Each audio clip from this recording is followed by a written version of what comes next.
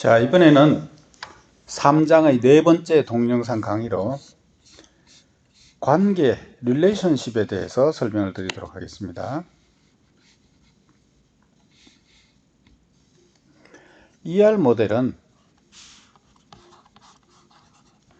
엔티티와 릴레이션십으로 데이터를 표현한다 라고 말씀을 드렸죠. 자, 그 ER 모델의 관계에 대해서 좀 설명을 드리도록 하겠습니다. 죄송합니다. 자, 앞에서 회사 데이터베이스에 대해서 초기 설계에 대해서 이제 말씀을 드렸는데, 요거 있죠? 부서에 대한 것, 프로젝트에 대한 것, 엠플로이에 대한 것, 부양가족에 대한 것, 이런 이제 엔티티들에 대해서 설계를 했는데, 이게 완전하지가 않아요. 왜 완전하지가 않느냐 하면, ER 모델은 엔티티와 릴레이션십으로 표현이 되는데, 관계에 대해서 아직 표시를 안 했습니다. ER 모델의 기본적인 개념은 어떤 업무에 어떤 응용 업무가 있다. 그게 학사 업무든지 혹은 은행 업무든지 어떤 업무가 있다. 이 업무에 필요한 데이터들을 두 가지 데이터로 구분해 볼 수 있다. 이 두 가지 종류의 데이터로 모든 종류의 데이터를 표현할 수 있다. 그 두 가지가 뭐냐면 관계, 엔티티라는 것과 관계라는 거죠. ER 모델에서는 세 가지 주요 개념이 있는데, 엔티티라고 하는 것하고 관계, 이 두 가지로 데이터를 표현하는데, 이 엔티티에 있는 각각의 엔티티는 그 속성의 값으로 데이터를 표현합니다. 그러니까 이 엔티티는 애트리뷰트로 데이터를 표현하는 거죠. 이 관계도 어떤 엔티티와 어떤 엔티티 사이의 관계를 표현하는 겁니다. 엔티티와 엔티티 사이의 관계를 표현한 겁니다. 이 관계에도 애트리뷰트를 가질 수가 있습니다. 그래서 엔티티와 릴레이션십 관계, 이 두 가지의 종류의 정보로 구분할 수 있고, 이 두 가지 종류의 정보를 표현하는데, 이 표현할 때 이 두 가지의 엔티티와 릴레이션십, 이 두 가지의 정보 요소를 애트리뷰트의 값으로 표현을 하게 됩니다. 자, 그래서 이제 두 번째 요소로 관계에 대해서 배우도록 하겠습니다.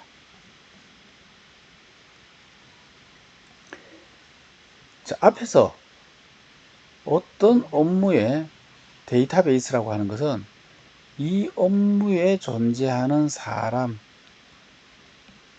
또는 어떤 사물, 이런 객체들에 대해서 이 객체들에 대해서 정보를 표현을 한 것이 데이터베이스다 이런 거죠.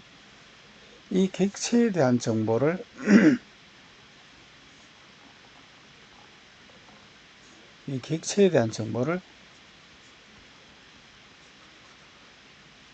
엔티티라고 그렇게 표현을 했고, 이 객체들에 대해서 어떤 속성의 값으로 이 엔티티에 대한 정보를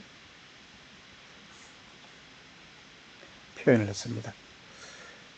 자, 그래서 어떤 업무에, 어떤 해당되는 업무에 데이터라고 하는 것은 뭐냐? 이 데이터들의 모임, 데이터베이스라고 하는 건 뭐냐?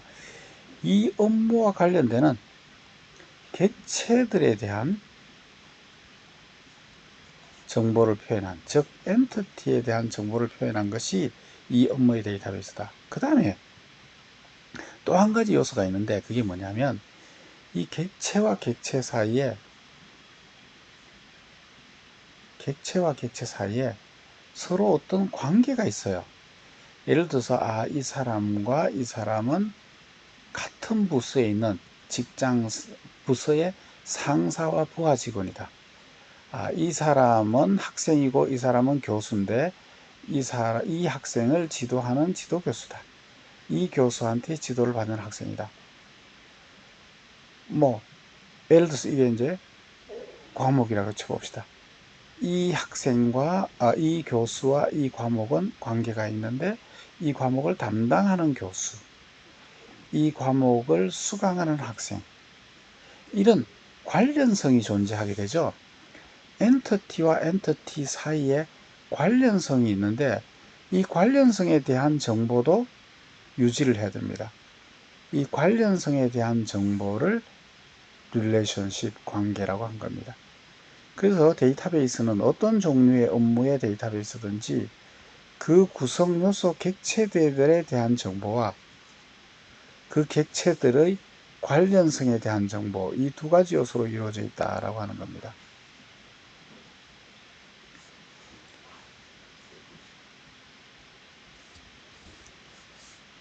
자, 관계라고 하는 것은 엔터티와 엔터티 사이에 존재하는 어떤 관련성, 그와 관련되는 정보, 이게 관계입니다. 그래서 이 관계는 따로 존재하는 것이 아니라 엔터티처럼 따로 존재하는 것이 아니라 엔터티와 그 엔터티 사이의 어떤 관련성, 이게 관계입니다. 예를 들어서 존 스미스라고 하는 어떤 사람이 있어요. 자, 어떤 사람이니까 이게 하나의 엔터티죠. 이 사람이 어떤 업무를 담당하고 있습니다. 프로젝트 X라고 하는 이 업무, 이것도 엔터티죠. 프로젝트라고 하는 엔터티, 요거는 사원이라고 하는 엔터티. 이 사원이 이 업무를 담당하고 있어요. 그래서 이 사람이 담당하는 업무가 뭔가라고 하는 이 관련성, 이 담당 업무를 이 담당 업무에 대한 정보를 데이터베이스에 유지를 해야 되겠죠. 요거는 요 둘 간의 관련성에 대한 정보라는 거예요. 혹은 어떤 사람이 있는데 프랭크 웡이라는 사람이 있어요. 이건 사람이니까 엔터티죠. employee 엔터티 타입에 속하는 엔터티입니다. 이 사람이 리서치라고 하는 부서가 있어요. 이 부서도 하나의 엔터티죠. 이 사람이 이 부서의 관리자예요. 이 사람이 어느 부서를 관리하느냐, 어느 부서의 관리자가 누구냐라고 하는 정보도 유지해야 되겠죠. 이 사람과 부서 사이에 이 관리하는 이 관계, 어느 부서를 누가 관리하느냐, 이 관련성에 대한 정보를 릴레이션십 관계라고 부릅니다.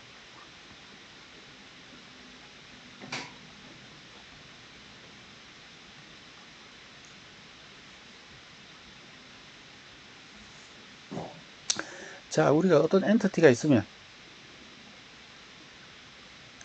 이건 학생이라고 하는 엔티티고 이거는 교수라고 하는 엔티티예요. 예, 각각 엔티티지만 엔티티의 성격, 종류가 다르죠. 이 사람들은 학생 엔티티고 이 사람은 교수 엔티티죠. 그래서 이 각각을 엔티티 또는 엔티티 인스턴스라고 그러고 같은 성격에 있는 것을 모았어요. 그러면 그것을 엔티티 집합이라고 불렀죠.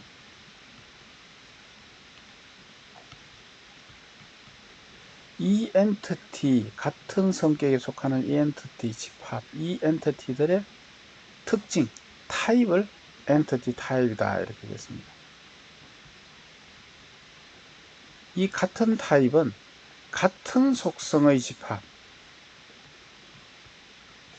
같은 속성들에 의해서 값이 표현되는 엔티티들을 같은 타입이다 이렇게 부르죠.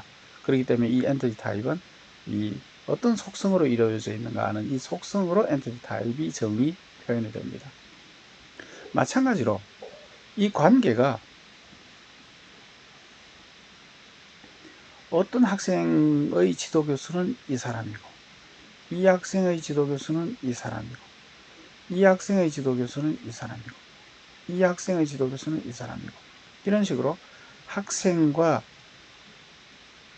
교수 사이에 어떻게 관련이 되어 있는가라고 하는 요것을 관계라고 불렀습니다. 그 다음에 또 뭐 어떤 교수와 과목 사이에 어떤 교수가 이 과목을 담당하고 이 과목을 담당하고 이 교수는 이 과목을 담당하고, 그래서 교수와 과목 사이에 관계가 있을 수 있겠죠. 이 관계와 이 관계는 다른 종류의 관계죠. 그래서 같은 종류의 관계들을 쭉 집어넣으면 이게 누구와 관계 있는가라고 하는 이 관련성 짝이잖아요. 같은 종류에 속하는 이 관계들을 쭉 모아놓은 것을 관계 집합이라고 부릅니다. 이 관계 집합의 타입을 관계 타입이다 이렇게 부릅니다. 이 관계 타입은 어떻게 정의되느냐, 어떻게 표현되느냐라고 하면 어느 엔티티 타입과 어느 엔티티 타입이 관계되느냐, 관계되는 엔티티 타입들이 뭐냐라고 하는 것을 가지고 관계 타입을 정의합니다. 엔티티는 같은 성격에 해당하는 엔티티들을 쭉 모았어요. 얘는 같은 성격, 같은 타입이에요. 이게 무슨 타입이냐? 교수 타입이다. 이 교수 타입은 이런 속성으로 표현되는 엔티티들이다. 그래서 이 타입을 설명할 때, 정의할 때, 이 엔티티들을 표현하는 데 사용한 애트리뷰트가 뭐냐라고 하는 걸 가지고 이 엔티티 타입을 설명하는데, 관계의 타입은 그 관계에 참여하는 관련되는 엔티티 타입들이 뭐냐라고 하는 걸 가지고 이 관계 타입을 분류합니다. 그래서 얘는 학생과 교수 사이의 관계들을 모아놓은 관계 타입이죠. 얘는 교수와 과목들 사이의 관계들을 모아놓은 관계 집합의 타입이죠. 그래서 이 타입과 이 타입은 다르죠. 어떻게 다르냐? 얘는 학생과 교수와의 관계 타입이고 얘는 교수와 과목과의 타입이죠. 그래서 관계의 타입이라고 하는 것은 같은 성격에 해당하는 관계들을 쭉 모아놓은 같은 성격에 있는 관계들, 같은 성격에 있는 이 관계들을 쭉 모아놓은 얘의 타입이 관계 타입입니다. 예를 들어서 여기 아까 앞에서 보시게 되면 이 사원과 이 프로젝트가 관계가 되죠. 또 다른 사원이 있다고 칩시다. 존 스미스 말고 다른 사람이 있다고 칩시다. 그럼 이 사람은 또 다른 프로젝트와 관계가 있겠죠. 또 다른 사원은 또 다른 프로젝트와 관계가 있겠죠. 이런 관련성들을 쭉 모아 놓으면 이게 이제 같은 성격에 해당하는 관계들의 집합인데, 이 관계의 타입은 뭐냐? 여기 관계들은 다 이 사람이 누구냐? employee들, 사원이라는 엔티티 타입에 속하는 엔티티들이에요. 그래서 이 엔티티 타입과 그 다음에 여기 있는 프로젝트들은 프로젝트라는 타입에 속하는 엔티티들이에요. 이들 사이의 관계들을 모아놓은 거죠. 그래서 관계 타입이라는 것은 이 관계들, 같은 종류에 속하는 이 관계들이 어느 엔티티 타입과 어느 엔티티 타입에 속하는 관계들이냐라고 하는 걸로 이 관계 타입을 설명, 표현, 정의할 수 있습니다. 그래서 예를 들어서 아까 나왔던 것처럼 이 관계들은, 여기 있는 이 관계들은 employee라는 엔티티 타입과 프로젝트라는 엔티티 타입이 참여하는 관계되는 엔티티 타입들, 릴레이션십 타입이죠. 또 뭐 예를 들어서 어떤 사원이 있는데, 여기 보시면 프랭크 웡이라는 사람이 리서치라는 부서를 관리했는데, 또 다른 사람은 또 다른 부서를 관리할 것이고, 또 다른 사람은 또 다른 부서를 관리할 것이고, 이 관계들은 얘와는 다른 종류의 관계들이죠. 자, 이 관계의 타입은 어떻게 설명할 수 있느냐, 표현할 수 있느냐. 그거는 요 관계들에 해당하는 이 엔티티들의 타입과 이쪽의 엔티티 타입들로 요게 같은 종류의 요런 타입의 관계다 이렇게 정의할 수 있습니다. 그래서 요 경우에는 사원과 부서 사이에 어느 사원이 어느 부서를 관리하느냐라고 하는 요 관계 타입입니다. 그래서 관계 타입은 참여하는 엔티티 타입이 뭐냐라고 하는 걸로 이 엔티티 타입을 정의할 수 있습니다. 이 관계 타입의 차수, 영어로는 degree라고 하는 용어가 있는데요. 관계 타입의 차수는 몇 개의 엔티티 타입이 참여하느냐라고 하는 그 개수로 이 관계 타입의 차수라고 정의합니다. 요 엔티티 타입하고 요 엔티티 타입하고 둘 간의 관계를 정의했다. 그러면 차수가 2가 되는 거고요. 엔티티 타입이 3개 간의 이 관련성을 표현한 것이다. 그러면 3차 관계가 되겠습니다. 그래서 이 관계에 참여하는 엔티티 타입의 개수가 이 릴레이션십의 차수가 됩니다. 보통은 둘 간의 관계를 표현합니다. 이진 관계가 되겠죠.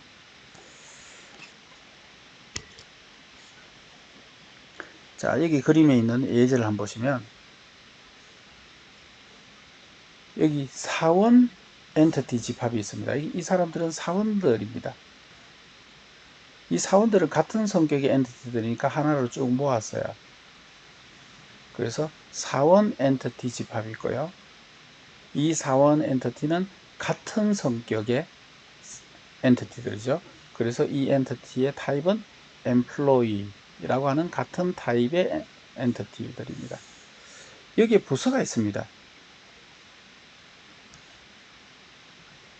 이 부서는 얘들하고는 또 다른 종류의 엔티티들이죠. 얘네들은 어떤 종류의 엔티티들의 모임이냐면 부서라고 하는 엔티티 타입에 속하는 엔티티들이에요. 자, 이들 사이에 관계가 존재하는데 이 부서에 D1이라는 부서에 이 사람이 소속돼 있고 이 사람이 소속돼 있고 두 사람이 이 부서에 소속돼 있어요. 이 D2라는 부서에는 이 사람하고 이렇게 두 사람이 소속돼 있어요. 그래서 이 employee하고 이 부서하고 사이에 누가 어디에 소속됐는가라고 하는 이 관계의 짝, 이게 이 사람과 이 사람 사이에 어디에 소속됐는가라고 하는 소속 관계가 되는 거죠. 자, 요 사람은 어디하고 관계가 되느냐? 요 부서하고 관계가 된다. 이런 짝들이 두 엔티티 사이에 어떻게 관계되느냐라고 하는 요 관련성의 요 짝들을 관계, 릴레이션십이다 이렇게 부르고요. 이 릴레이션십들이 다양하게 존재할 수 있습니다. 사원은 또 다른 엔티티하고 관련이 될 수 있고 부서는 또 다른 엔티티들하고 관련이 있을 수 있고 관련이 있을 수 있는데 요거는 같은 종류의 관계들이죠. 즉 사원과 부서 사이에 어디에 소속되어 있느냐, 어디에 어느 부서를 위해서 일하느냐라고 하는 요 관계들 종류들이에요. 요 같은 성격에 속하는 관계들이죠. 예, 요 같은 성격에 속하는 것을 이렇게 모아놓은 것을 관계 집합이다 이렇게 부르고 이 집합의 타입이 관계 타입입니다. 예, 요거 무슨 타입이냐면 어디에 소속돼서 어느 부서를 위해서 일하느냐, 어느 부서에 소속됐느냐, 어느 부서를 위해서 일하는가라고 하는 그 관계의 타입이에요. 요 관계 타입이라고 하는 것은 여기에 참여하는 엔티티 타입들이 누구냐라고 하는 것이 관계 타입입니다. employee하고 디파트먼트하고 이렇게 관계된다라고 하는 겁니다. 그래서 관계 타입은 참여하는 엔티티 타입이 뭐냐 요거에 의해서 관계 타입이 표현 정의가 됩니다. 그 다음에 또 이 관계들은 관계를 할 때 몇 대 몇으로 관계를 하느냐라고 하는 이 관계가 맺어지는 대응 비율이 있습니다.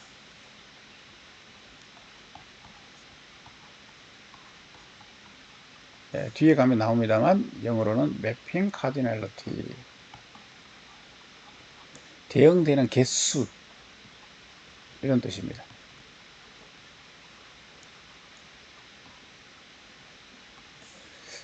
여기 한 개에 대해서 여기 여러 개가 대응됩니다. 여기 한 개에 대해서 여기 여러 개가 대응됩니다. 여기 한 개에 대해서 이쪽에 여러 개가 대응됩니다. 그래서 이런 대응 관계를 1대 n의 대응 관계다 이렇게 얘기합니다. 경우에 따라서는 여기 한 개에 대해서 이 예제는 아닙니다만 여기 한 개에 대해서 여기 한 개가 대응되는 경우가 있을 수 있습니다. 이런 경우를 1대 1의 대응 비율이다. 여기 한 개에 대해서 이쪽에 여러 개가 대응되고 동시에 여기 한 개에 대해서 여기 여러 개가 대응된다.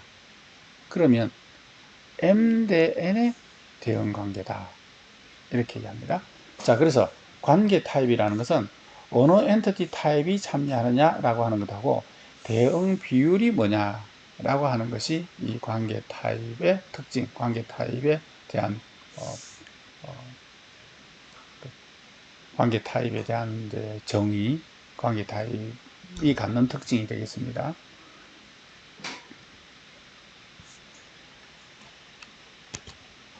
자, 여기에는 m 대 n의 관계가 설명이 되어 있네요.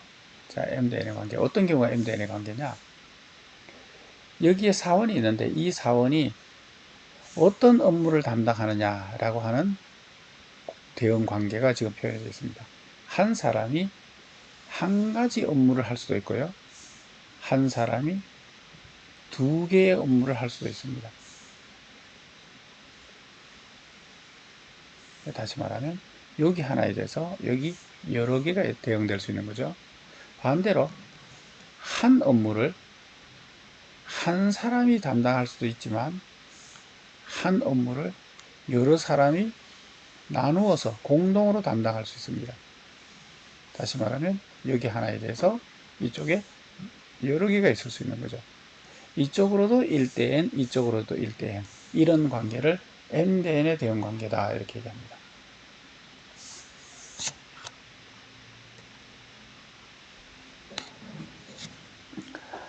자, 관계 타입이라고 하는 것은 관계들의 종류입니다. 그죠? 관계들의 특징, 관계들의 종류입니다. 그래서 요거는 관계들에 대한 어떤 틀, 관계들에 대한 스키마를 나타내는데, 스키마를 뜻하는데, 요 관계 타입이라는 것은 어떤 엔티티 타입이 참여하느냐, 참여하는 엔티티 타입 가지고 이 관계 타입을 설명할 수 있습니다. 관계 타입의 특징을 표현할 수 있습니다. 그 다음에 또 하나가 그 관계 타입이 맺어질 때에 제약 조건이 뭐냐 라고 하는 것도 그 관계 타입의 특징, 관계 타입의 정의해야 될, 설명해야 될 내용입니다. 그래서 이 관계 타입은 어떻게 표현되느냐, 어떻게 설명되느냐, 어떻게 정의되느냐 하면, 어떻게 기술되느냐 하면 참여하는 엔티티 타입이 뭐냐라고 하는 것하고 그것이 갖는 제약 조건이 뭐냐라고 하는 것하고 이 두 가지 가지고 관계 타입을 표현합니다. 제약 조건에는 뒤에 나옵니다만 두 가지가 있습니다. 하나는 아까 얘기했던 대응 비율입니다. 1대 1이냐, 1대 n이냐, m 대 n이냐, 대응 비율이 뭐냐라고 하는 것이 이 관계 타입의 제약 조건 중에 하나입니다. 그 다음에 또 하나가 더 있는데 아직 설명은 안 했습니다. 참여 제약이 있습니다.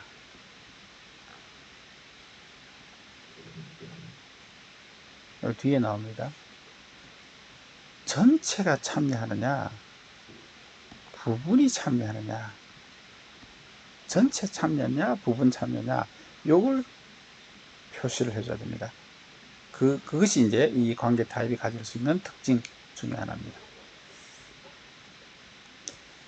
그 다음에 또 하나 더 있군요. 네.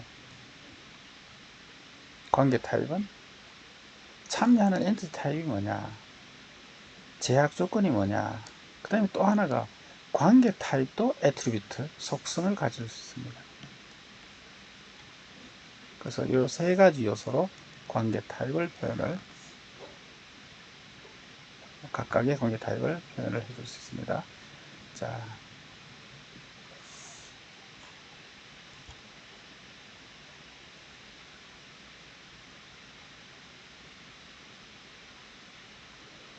ER 다이그램에서 이 관계 타입은 어떻게 표현하느냐?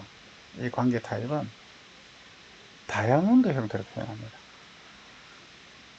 관계 타입은 다이아몬드 형태로 이렇게 표현합니다. 이렇게 하고 요 안에 관계 타입의 이름을 집어넣고요. 참여하는 엔티티 타입을 이렇게 선으로 팔을 벌려서 무슨 엔티티 타입이 참여하느냐, 엔티티 타입을 이렇게 선으로 이렇게 연결합니다. 그 다음에 뒤에 나올 내용을 미리 말하겠습니다. 자, 이렇게 두 개가 대응할 때 1대1이냐 1대1이냐 m대 n이냐 이런 대응 비율을 표시를 해줍니다. 그 다음에 또 하나가 참여 제약을 전체가 참여하느냐 부분이 참여하느냐 하는 것을 표시해 줘야 되는데 요거를 이제 전체 참여인 경우에는 두 줄짜리 두 줄로, 부분 참여인 경우에는 이 선을 한 줄로 이렇게 표현합니다. 전체 참여, 부분 참여라는 게 뭐냐고 뒤에 설명하겠습니다. 그 다음에 이 엔티티 릴레이션십 타입도 속성을 가질 수가 있거든요. 그 속성을 마찬가지로 이 다이아몬드로 이렇게 연결하면 됩니다. 이게 ER 도형에서 엔티티 타입을 표현하는 방법입니다.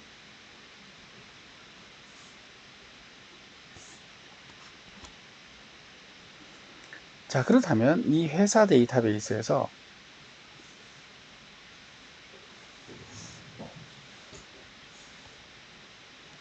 자, 이 회사 데이터베이스에서 관계라고 하는 걸 도입해서 이 관계를 반영해서 ER 도형을 한번 새로 작성을 해 보겠습니다. 자, 여기 있는 슬라이드에 있는 내용을 하기 전에 먼저 앞으로 가서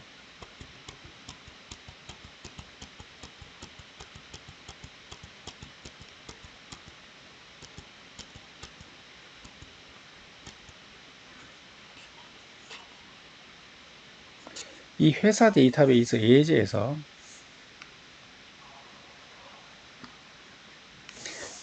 앞에서 이미 설명드렸던 관계 타입의 관계 또는 관계 타입의 개념을 이 예제에서 같이 한번 찾아봅시다. 어떤 종류의 데이터베이스든지 두 가지 요소로 다 표현이 가능하다. 그 하나가 엔티티, 또 하나가 관계, 이렇게 얘기했습니다. 이 엔티티는 사람이나 사물이나 이런 어떤 실제로 존재하는 어떤 실체, 대상물 혹은 객체 이런 것을 엔티티라고 했습니다. 이 엔티티는 어떤 대상물, 사람 이런 어떤 존재하는 실체니까 이걸 말로 표현하면 주로 명사로 표현된다 이렇게 얘기했습니다. 관계는 어떤 엔티티와 어떤 엔티티 둘 간의 관련성입니다. 그러다 보니까 여러분들이 이제 요 예제에서 이제 관계 데이터베이스 어떤 데이터베이스에 대한 설명을 이렇게 하고 나면 항상 뭐와 뭐가 어떻다 이렇게 엔티티와 이미 찾아놓은 그 엔티티와 엔티티 사이에 뭐 어떻다 이렇게 표현됩니다. 그렇기 때문에 이 엔티티하고 또 다른 엔티티가 같이 나타난다 그러면 그들 사이에 관계를 설명했을 가능성이 많습니다. 그리고 이건 말로 표현하다 보면 꼭 그렇지는 않습니다만 동사로 주로 표현됩니다. 왜냐하면 뭐와 뭐가 어떻다 이렇게 얘기하다 보니까 어떻다 이렇게 동사 형태로 주로 표현이 됩니다. 자, 그러면 여기 있는 예제에서 관계를 같이 한번 찾아봅시다. 자, 우리가 앞에서 이미 엔티티가 뭐가 있는가 하는 것에 대해서는 설명했습니다. 부서가 엔티티라고 했습니다. 직원, 사원이 뒤에 나옵니다만 어쨌거나 엔티티였죠. 사원이 엔티티입니다. 자, 이 부서라고 하는 엔티티에 대해서 어떤 속성이 있냐면 이 부서에 대해서 정보를 표현할 때 이름이라고 하는 속성의 값을 표현할 수 있고 번호, 그 다음에 여기 보시게 되면 부서를 관리하는 직원, 이걸 앞에서는 우리가 관계를 안 배웠기 때문에 그냥 이게 하나의 속성이다 이렇게 했는데 부서가 하나의 엔티티였잖아요. 뒤에 나옵니다만 직원, 사원이 하나의 엔티티잖아요. 그러니까 엔티티와 엔티티가 이렇게 설명이 되어 있으니까 이거는 관계를 설명하는 겁니다. 무슨 관계를 설명하느냐? 이 부서를 관리하는 사원이 누구냐? 이 부서와 이 직원 사이에 어느 부서를 관리하는 직원이 누구냐라고 하는 이들 사이에 부서를 관리하는 관계를 설명을 해 놓은 겁니다. 자, 그래서 이 부서를 관리하는 관계. 그 다음에 여기 보시면 이 부서 관리자의 시작 날짜라고 되어 있습니다. 부서를 관리하는 것이 관계라고 했으니까 이 시작 날짜는 부서의 속성이 아니고 이 부서를 관리하는 관리의 속성입니다. 그죠? 자, 그 다음에 부서에 여러 위치가 있을 수 있다. 요거는 부서의 속성이죠. 자, 그 다음에 또 봅시다. 각 부서가 뭐라고 그랬어요? 엔티티였잖아요. 여러 프로젝트가 엔티티였죠. 여기 보시면 각 부서는 여러 프로젝트를 관리한다 이렇게 되어 있습니다. 엔티티 타입과 엔티티 타입이 이렇게 여러 개가 이렇게 나와 있으니까 이것은 부서와 프로젝트 사이의 어떤 관계를 설명한 겁니다. 무슨 관계냐? 그 프로젝트를 관리하는 부서가 뭐냐? 앞에 관리 둘 다 한글로 관리 이렇게 되어 있는데 이거는 부서의 관리자를 얘기하는 거고 요거는 업무를 관리하는 겁니다. 업무의 관리 부서가 어디냐라고 하는 겁니다. 그래서 부서와 프로젝트 사이에 업무의 관리 부서가 어디냐라고 하는 관계를 설명해 놓은 겁니다.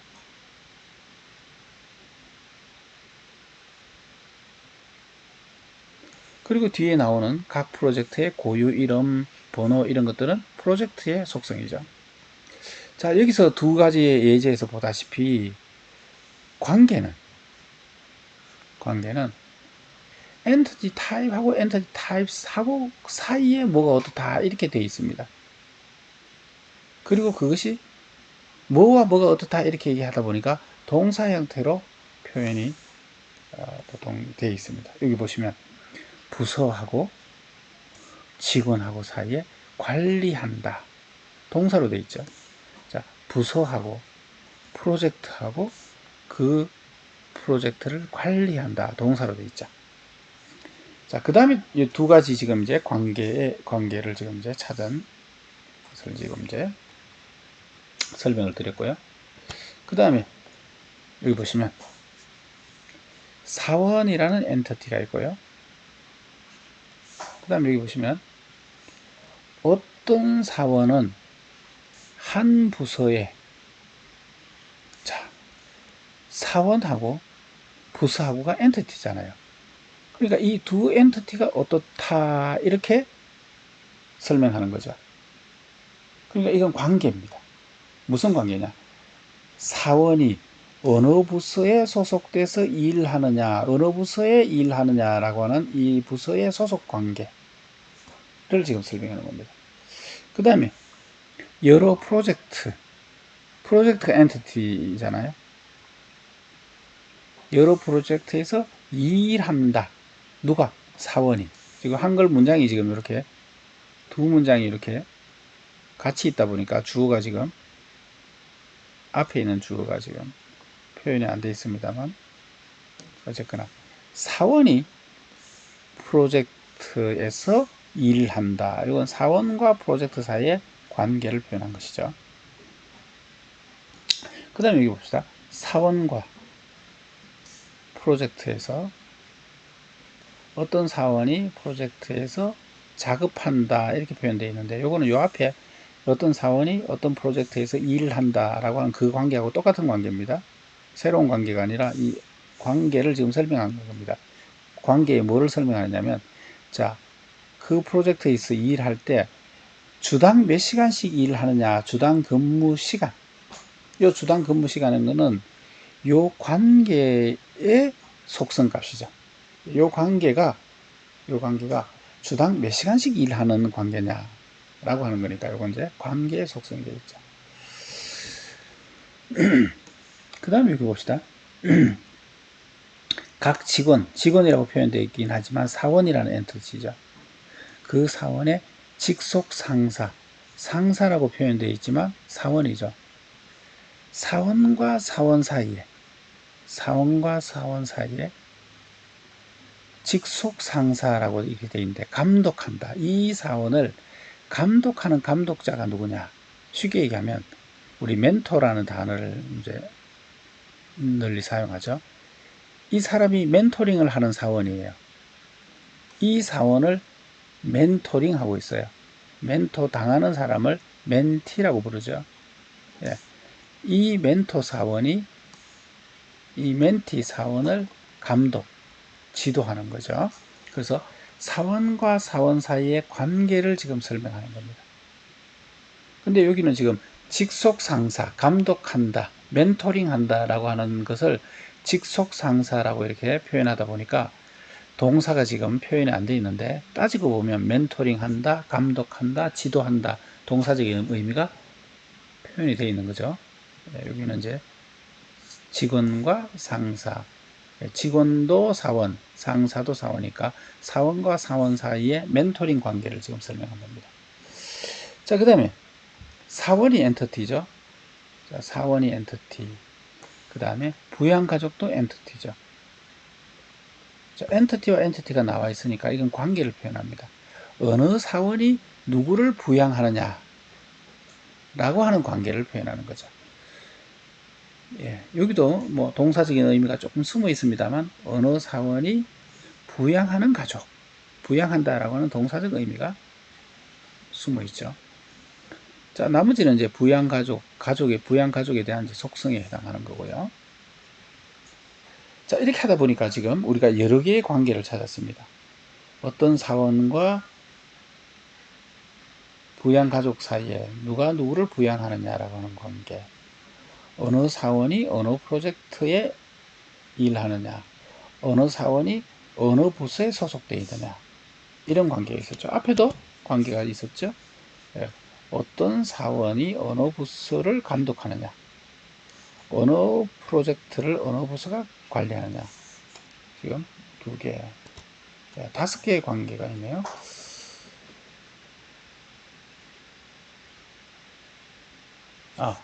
요 관계가 지금 빠져 있네요. 예.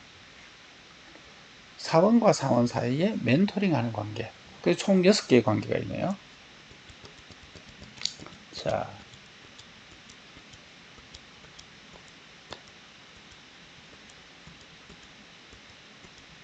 그래서 여기 보시게 되면, 자, 회사 데이터베이스를 이제 관계를 이용해서 스키마를 개선해 보려고 합니다. 다시 말하면 ER 도형을 개선해 보려고 합니다. 이 요구사항을 쭉 조사해 봤더니만 무슨 관계가 있었어요? 6개 관계가 있었죠. 그 6개 관계가 어떤 게 있었냐면, 사원과 부서 사이에 어디에 소속돼서 일하느냐, 소속 부서 관계가 있었습니다. 사원과 부서 사이에 어느 부서의 관리자가 누구냐라고 하는 관계가 있었어요. 또 부서와 프로젝트 사이에 그 프로젝트를 감독 관리 부서가 어디냐라고 하는 관계가 있었습니다. 또 사원과 프로젝트 사이에 어느 사원이 어느 업무, 어느 프로젝트를 맡아서 진행하느냐, 담당 업무가 뭐냐라고 하는 관계가 있었습니다. 또 사원과 사원 사이에 멘토링 관계가 있었죠. 슈퍼바이징 관계, 멘토링 관계가 있었습니다. 그 다음에 사원과 부양가족 사이에 부양하는 관계, 어느 사원이 어느 가족을 부양하느냐, 부양 관계, 이렇게 6개 관계가 있었습니다.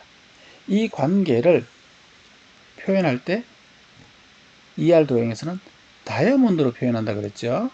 다이아몬드로 참여하는 관계 타입을 선으로 이렇게 연결한다, 이렇게 얘기했습니다.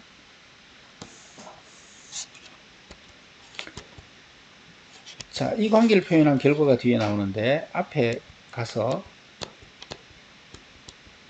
초기 설계를 한번 보시면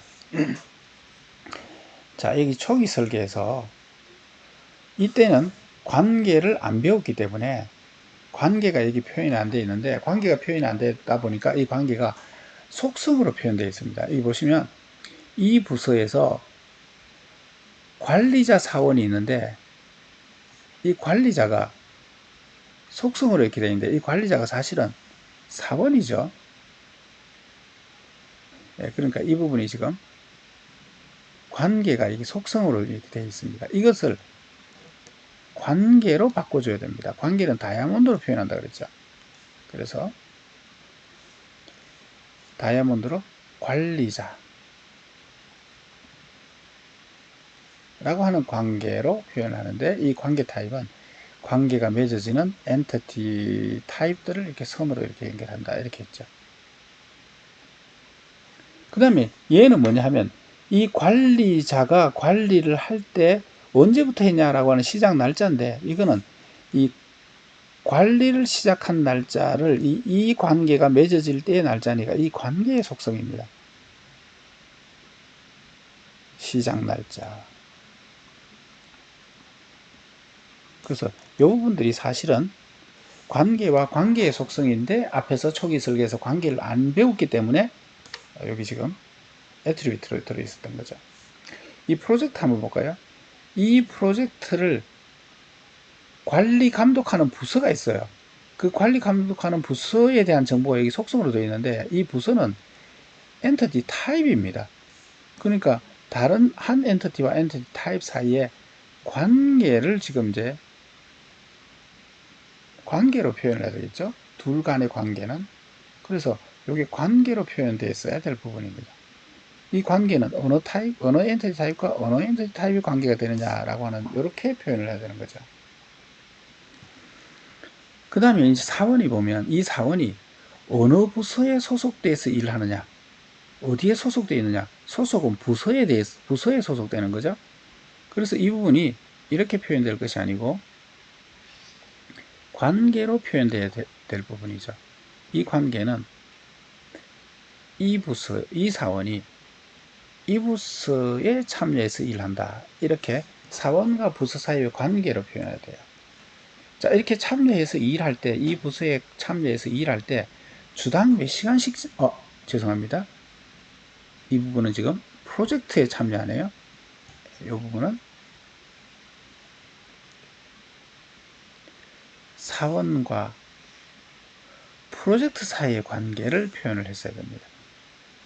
주당 몇 시간씩 일하느냐라고 하는 것은 이 사원이 이 프로젝트에 참여할 때 속성으로 몇 시간씩 참여하느냐, 이렇게 표현해야 될 부분이죠. 이 workzone은 지금 여기 설명드렸던 어느 부서에 소속되어 있느냐라고 하는 것은 요겁니다. 소속 부서가 여기 나와 있는데 부서는 엔티티 타입이에요. 이 사원이 어느 부서에 소속되어 있느냐라고 하는 이것은 부서가 엔티티 타입이니까 관계로 표현되어야 됩니다. 그래서 이 부분이 이렇게 어디에 소속되어 있느냐라고 하는 이 관계로 표현됐어야 되는 부분입니다.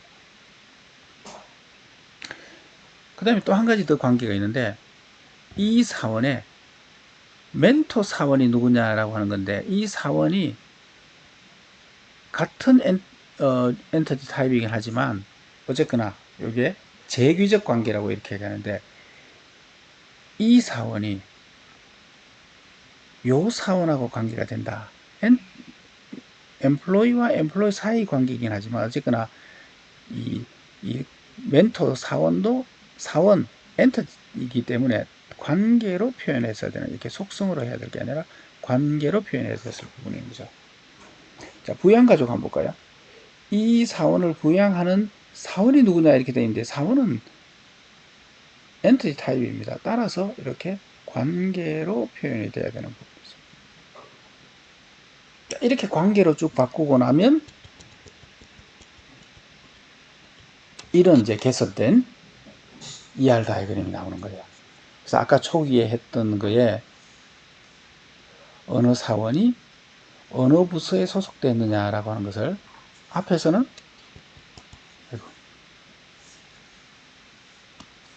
앞에 초기 버전에서는 어느 사원이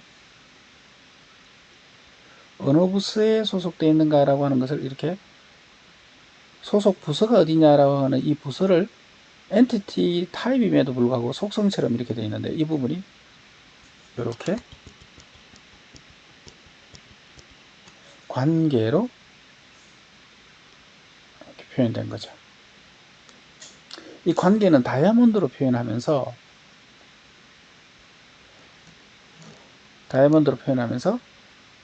참여하는 엔티티 타입을 이렇게 선으로 연결합니다. 한 부서에 여러 사원이 소속될 수 있죠. 한 사원은 한 부서에만 소속되어야 됩니다. 따라서 1대 n의 대응 관계다. 그래서 참여하는 엔티티 타입을 선으로 연결하고 그 다음에 몇 대 몇으로 대응되는가 대응 비율을 이렇게 표시를 해준 겁니다. 이 선이 두 줄로 되어 있는데 그건 조금 이따가 설명하겠습니다. 그 다음에 부서에 관리자가 있죠. 이 관리자 관계가 지금 이렇게 표현이 되어 있는 겁니다. 다이아몬드로 이렇게 표현하고 이 부서의 관리자 관계는 사원과 부서 사이의 관계죠. 그리고 관리를 시작한 날짜가 관계의 속성으로 와 있습니다. 그 다음에 부서와 프로젝트 사이에 이 프로젝트를 감독 관리하는 부서가 어디냐라고 하는 관계가 지금 이렇게 다이아몬드로 이렇게 표현되어 있고 한 프로젝트에서 여러 업무를 감독 관장할 수 있습니다. 아까 앞에서 한 부서의 관리자는 한 사람입니다. 그리고 한 사람은 한 부서의 관리자밖에 될 수가 없어요. 그래서 1대1. 사원이 담당하는 프로젝트가 있습니다. 이 프로젝트를 맡아서 일할 수 있습니다. 그래서 그것이 지금 이제 이 관계로 이렇게 표현되어 있고요. 한 사람이 여러 업무를 담당할 수 있고 한 업무를 여러 사람이 담당할 수 있고 그래서 다대다 M대N의 관계로 되어 있습니다. 그리고 이때 이 업무를 담당할 때 주당 몇 시간씩 참여하느냐라고 하는 관계의 속성으로 이렇게 표현되어 있습니다. 어떤 사원이 부양가족을 부양하죠.